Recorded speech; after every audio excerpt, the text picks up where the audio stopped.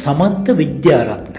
ඔහු ඊයේ පාර්ලිමේන්තුවේදී කළ කතාව තුලත් විපක්ෂ දේශපාලනඥයින් අවඥාවට ලක් කෙරෙන කරුණු ඇතුළත් වී තිබුණා.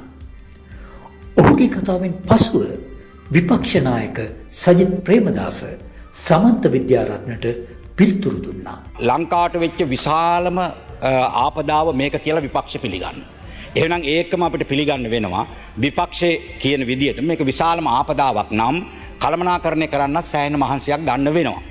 එතකොට එතුමලා ආණ්ඩු කරපු කාලෙට වඩා අපේ ආණ්ඩුවට විශාලම ආපදාවක් කළමනාකරණය කරන්න වුණා. ඒ ආපදාව කළමනාකරණය කරනකොට අඩුපාඩුවක් නැම කියන්න බෑ. යම් යම් තැන්වල යම් යම් අඩුපාඩු තියෙන්න පුළුවන්. හැබැයි මම හිතනවා මේ රටේ ජනතාව තේරුම් අරන් තියෙනවා සෑහීමටපත් වෙනවා විශාල වෙහෙසක් මහන්සියක් රජයක් හැටියටත් රටේ ජනතාව හැටියටත් සිදු කරලා තියෙනවා කියන එක මම තේරුම් ගනී කියලා මම විශ්වාස කරනවා.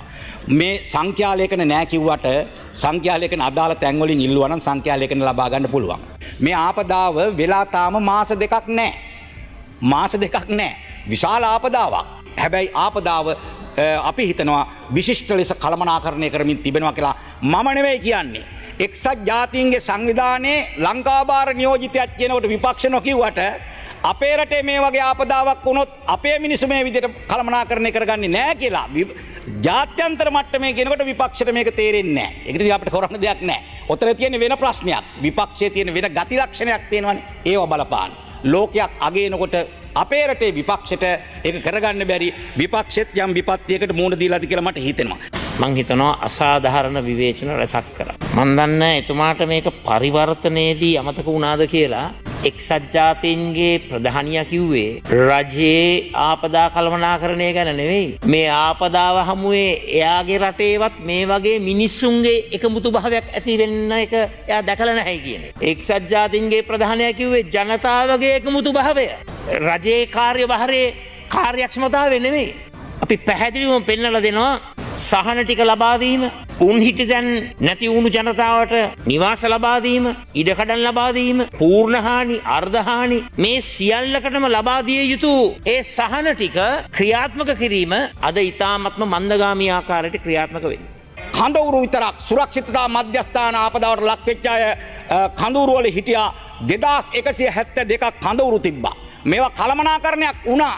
මේක හිටපු ලක්ෂ ගාණක් ජනතාව පෝෂණය කළා, ආරක්ෂා කළා නෑ කියන්න බෑ. ලක්ෂයකට වැඩිය පවුල් මේ සුරක්ෂිත මධ්‍යස්ථානවල හිටියා. අද වෙනකොට ලංකාවේ තියෙන්නේ මේ වගේ සුරක්ෂිත මධ්‍යස්ථාන 93ක් පමණයි. එඳ විශිෂ්ට කළමනාකරණයක් කළ බව මම ඒ අයට මතක් කරන්න කැමතියි. ලක්ෂ 50 දෙනවයි කිව්වා. පූර්ණ හානි, අර්ධ හානි ලක්ෂ 25ක් දෙනවයි කිව්වා. අඩුම ගානේ මරණයට ලබා දෙන ලක්ෂ 10 සම්පූර්ණයෙන් දීලා තියෙනවද? දීලා තියෙනවද? අපිට ලැබිලා තියෙන තොරතුරු වලට අනුව ඉතාමත් අඩු ප්‍රමාණයකට දීලා තියෙන්නේ තාම අර මරණ සිදු වුණු අයට දීලා තියෙන්නේ ලක්ෂයයි. සුළු ප්‍රමාණයකට දීලා තියෙනවා යම් මුදලක්. කුලියට නිවාස වලට යන්න අයට කීමනී දීලා තියෙනවද? උත්තර දෙන්න. කඳවුරු වල ඉන්න අයට දැන් කියනවා අවදානම් තත්ත්වයේ තිබිලත් ආපහු ගෙවල් වලට යන්න කියලා. ඉතින් පුදුමයක් නෙවෙයිනේ කඳවුරු ප්‍රමාණය අඩු වෙනවයි කියන්නේ. ඒ අයට තිරසර විසඳුමක් අවශ්‍යයි. දැන් මහා නායයන් ඇති වෙලා මහා ගල් පෙරලිලා සමහර ගල් අතරමඟ තියෙනකොට ඔබතුමාම කිව්වනේ මේ පස් ටිකක් දාලා මේ වැඩේ ෂේප් කරගන්න පුළුවන් කියලා. ඕවද විද්‍යාත්මක නිගමන? රජයේ දුන්නු පොරොන්දු වට්ටෝරුවක් තියෙනවා. මෙන්න මේ වට්ටෝරු. හැබැයි මේවා ක්‍රියාත්මක කරන්නට නිසි ක්‍රමවේද සකස් කරලා නැහැ. ග්‍රාම නිලධාරිවරුන් කියනවා මේ කියන සහන ටික මේ විදිහට දෙන්න අමාරුයි කියලා. ඒ මොකද චක්‍රලේඛවල රෙගුලාසි වල අඩුපාඩුකම් තියෙනවා කියලා. ග්‍රාම නිලධාරීන් විතරක් නෙමෙයි ප්‍රාදේශීය ලේකම්වරුත් කියලා තියෙනවා. මෙන්න මම මේ හැන්සට් ගත කරනවා සභාගත කරනවා. ඒ තරමටම ඔබතුමන්ලා කාර්යක්ෂමද? මෙච්චර වට්ටෝරුවක් ඉදිරිපත් කරලා අරක දෙනවා මේක දෙනවයි කියලා. අවසානයේ රෙගුලාසි ටික සකස් කරගන්න බෑ. ග්‍රාම නිලධාරීවරු කියනවා ප්‍රාදේශීය ලේකම්වරු කියනවා මේ රෙගුලාසි හරහා ඔය කියන දේවල් දෙන්න බෑයි.